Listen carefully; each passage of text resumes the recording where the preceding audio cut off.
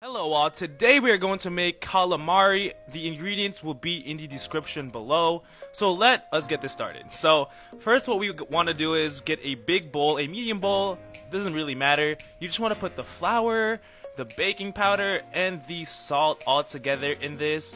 This is the base for our batter, but we're also going to use this for our squid rings. So once we put that all together, all we're going to do is we're going to mix it all in. Make sure y'all mix well, mix nice, because this is a very important step in the process. So once we get this all mixed, we will go to the next step.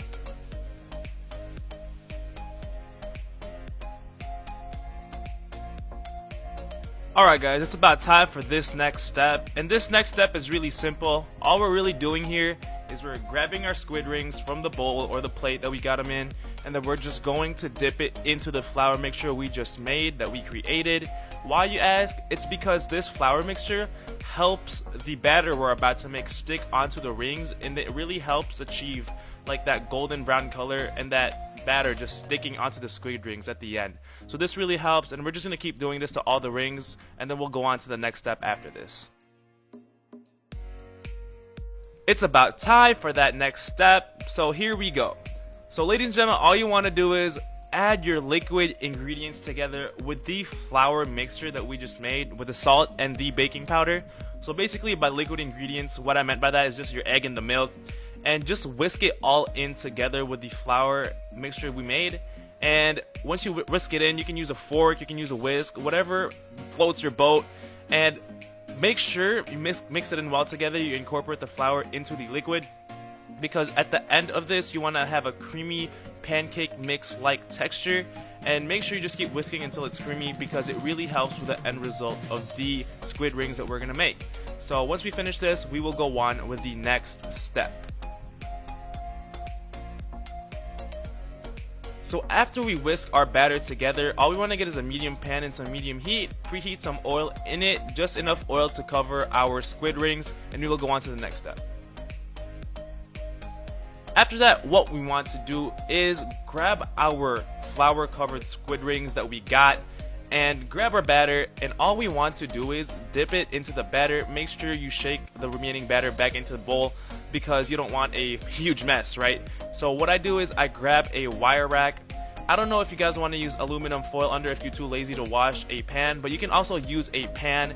But you just want to put the squid rings that you dip into the wire rack, let it drip for a minute, because it really helps with the end result of the rings. The rings aren't going to be too thick or too thin, it's just going to be the perfect size. And you just want to keep doing these to all the rings that we dipped in the flour.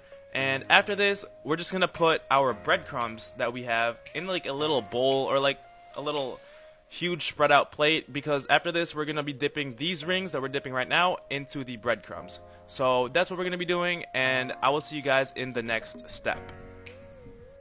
Alright guys, I kind of gave you a spoiler in that previous step, but now we're just going to put the breadcrumbs in that bowl I was talking about, and we're just going to spread it out. And after we do that, we're just going to get the rings that we put on the wire rack into the crumbs. Make sure you spread the crumbs evenly across the rings, the squid rings, and make sure you shake it off before you put it in another separate plate.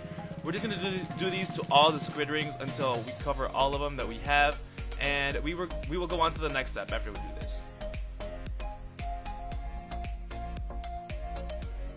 So for our next step, the easiest step, all we have to do is fry these babies. So we are going to put each squid ring that we battered and put in the breadcrumbs in here.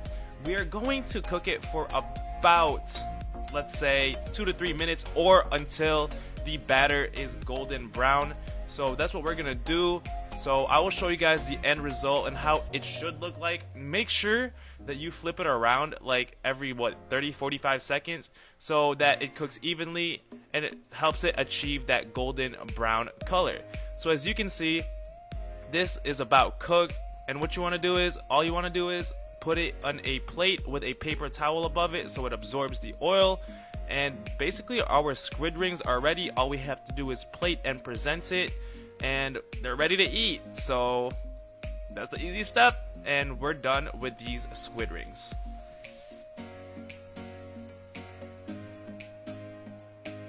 I hope you guys liked today's video. I hope you guys think they're delicious. Thank you so much for watching. Make sure you follow and like, and I will see you guys in the next one. Thank you so much, and I love you all.